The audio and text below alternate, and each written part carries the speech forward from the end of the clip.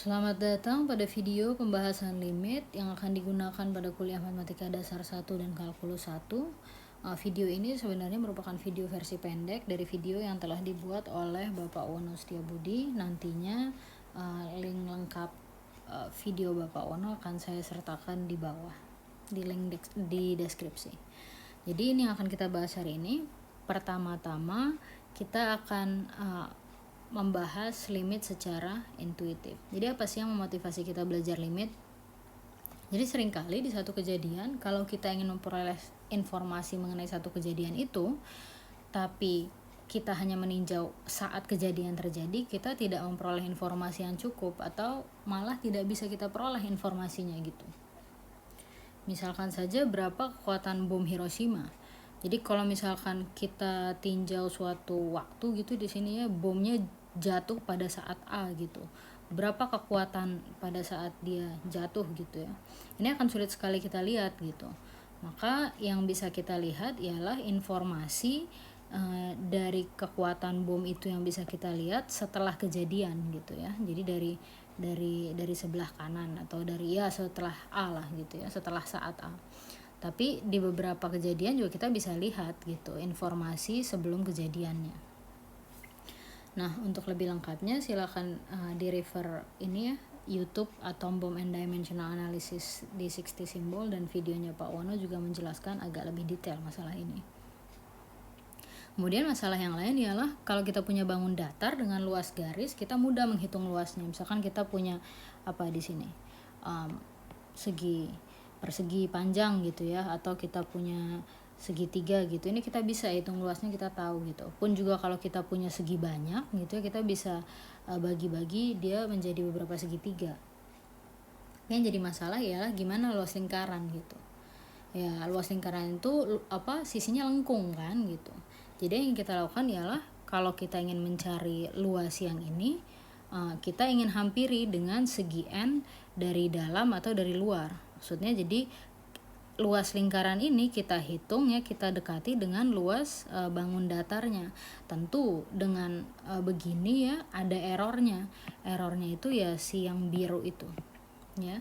Tapi nanti kita akan lihat ilustrasinya bahwa semakin kita perbanyak segi n-nya gitu, maka luasnya ini errornya akan makin sedikit dan luas bangun datarnya akan semakin menghampiri atau mendekati luas lingkaran, baik segi n-nya itu dari dalam maupun dari luar. Coba kita lihat sama-sama.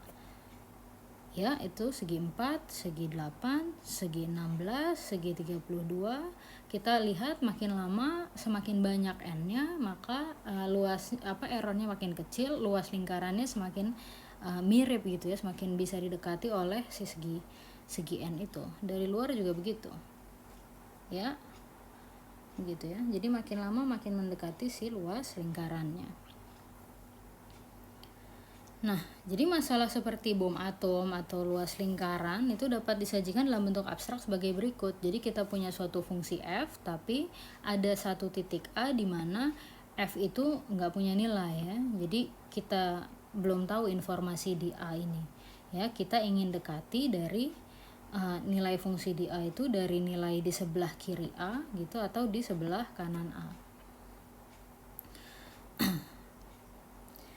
Sebagai contoh kita lihat fungsi fx x kuadrat sama dengan 2, x kuadrat min 2 per x min 2. Nah, kita lihat bahwa fungsi ini tidak terdefinisi ya pada saat x sama dengan 2 karena ini penyebutnya 0 nanti ya.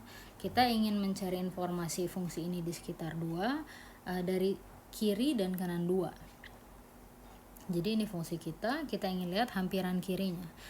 Gimana caranya? Iya, kita lakukan penghitungan. Ujilah titik-titik. Kalau kita punya 2 di sini, kita uji titik-titik yang semakin dekat ke 2. Kita input ke nilai fungsinya berapa.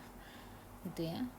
Nah, di sini untuk memudahkan perhitungan sebenarnya ya, ini kita bisa nyatakan sebagai x plus 2 asal harus ditambah syarat x-nya itu tidak sama dengan 2. Jadi sekali lagi, untuk x yang tidak sama dengan 2 ini bisa disederhanakan ya, tapi untuk x yang sama dengan 2 kita nggak tahu. Jadi ketika X-nya itu makin lama makin mendekat ke 2, di sini kita lihat ya, inputnya 1 nilainya 3, 1,5, 3,5, 1,9, 3,9 dan seterusnya ya. Jadi semakin ini mendekati ke 2, yang ini mendekati ke, kita bisa lihat ya, ini akan mendekati ke 4 gitu. Nah, ketika X menuju 2 dari kiri dan fx-nya itu menuju 4, kita tulis fakta ini sebagai ini ya, limit X menuju 2 min dari fungsinya itu sama dengan 4 gitu ya. 2 min itu artinya pendekatan dari kiri.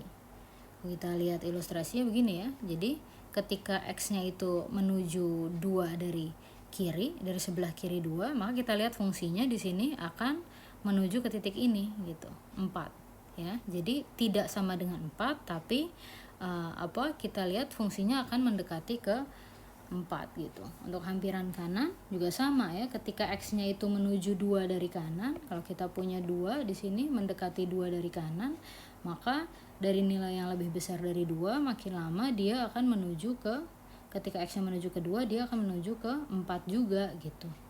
Dan penulisannya kita gunakan tanda plus kalau ini ya. Sama juga ketika X-nya menuju 2 dari kanan, kita lihat bahwa nilai fungsinya menuju ke 4. Ilustrasinya, nah gitu, kita coba titik-titik ini kita plot, semakin lama dia akan semakin mendekati ke 4. Sekarang contoh lain, kalau kita perhatikan X cos per X gitu, sekali lagi fungsi ini tidak bernilai ya di X sama dengan 0, tapi kita ingin lihat gitu, ketika X-nya sama menuju 0 gitu, apakah dia menuju satu titik tertentu. Kalau dari grafiknya kelihatannya iya ya gitu. Coba kita duga nilainya. Kalau X-nya menuju 0 gitu, nah kalau dari grafik dia akan gitu ya, naik turun gitu, dan nanti akan makin lama makin menuju ke 0. Dari kanan juga sama hampirannya. Jadi dari sini kita bisa simpulkan bahwa masalah penghampiran fungsi fx x cos per x ini memiliki nilai gitu di sekitar x sama dengan 0 ya. Ini ya menuju ke 0 ya di sini nilai fungsinya. Tapi akan ada banyak masalah penghampiran yang tidak selalu menghasilkan kesimpulan. Jadi ada beberapa fungsi, nantinya kita lihat bahwa ketika kita coba hitung limitnya itu nggak ada limitnya. Kenapa? Karena dia tidak menuju ke satu titik tertentu seperti dua contoh kita yang sebelumnya.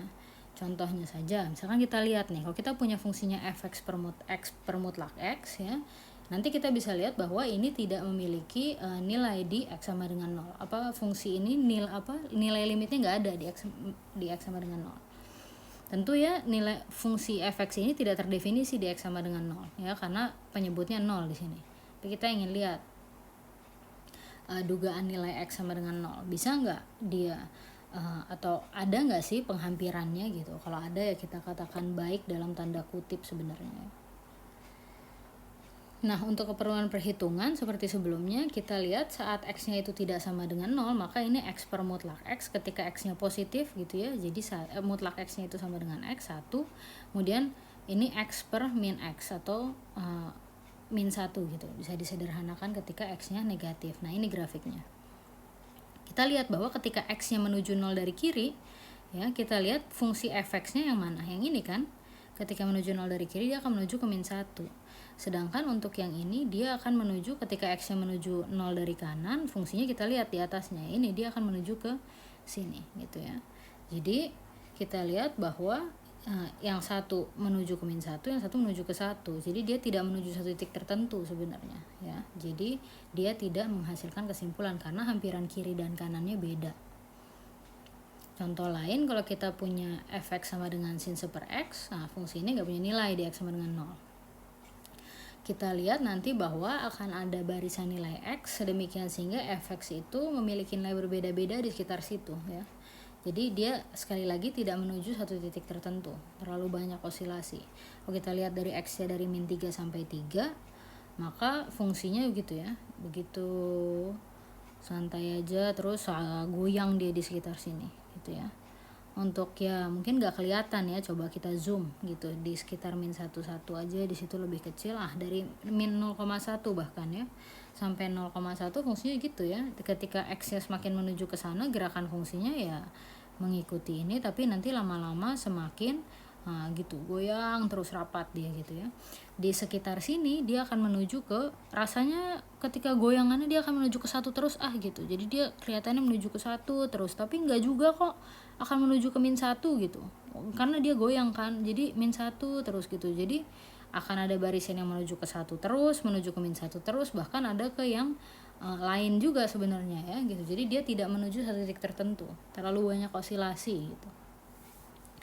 Nah, dari beberapa contoh belakang kita bisa lihat bahwa kita bisa simpulkan kapan dia menuju satu fungsi itu menuju satu titik tertentu. Itulah yang kita sebut sebagai limit ya. Jadi misalkan kita diberikan suatu fungsi f(x), L itu kita sebut sebagai nilai limit dari f(x) pada C, dan kita tulis dia sebagai ini ya simbolnya, limit x menuju C f(x) sama dengan L jika nilai x yang semakin dekat atau tapi tidak sama dengan C akan mengakibatkan nilai fungsinya itu semakin dekat ke titik L gitu ya. Dan untuk menjamin eksistensinya, nilai limit fungsi f(x) pada C itu ada ya, sama dengan L. Jadi limit x menuju C f(x) itu akan sama dengan L suatu nilai jika dan hanya jika limit x menuju C dari kiri f(x) itu sama dengan L, limit x menuju C dari kanan f(x) itu sama dengan L. Jadi kalau kita mau mengecek gitu, atau kita mau mengatakan limit suatu fungsi itu sama dengan satu bilangan, maka kita harus cek limit kirinya itu akan sama dengan satu bilangan, limit kanannya harus sama dengan satu bilangan, dan keduanya sama gitu ya. Begitu pula sebaliknya, kalau kita cek limit kanannya sama dengan satu bilangan L, limit kirinya menuju satu bilangan sama dengan L, dan ini sama, dua barang yang sama, maka ini kita katakan ada dan sama dengan L. Nah, untuk menguji pemahaman, taksirlah nilai-nilai berikut ya. Yang ini nomor 2 kita tinjau dari grafiknya aja. Silakan di pause sejenak untuk dicoba.